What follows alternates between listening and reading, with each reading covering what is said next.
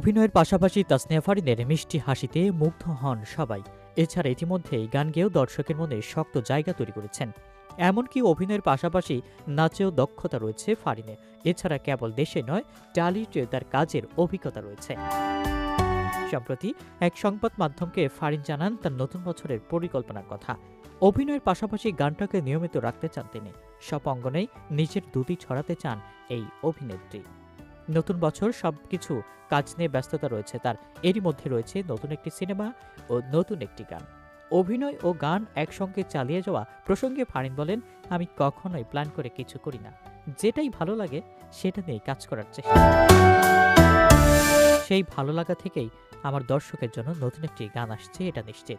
আর নতুন একটি সিনেমায় অভিনয়ের বিষয়ে কথা হচ্ছে, সেটাও মোটামুটি নিশ্চিত।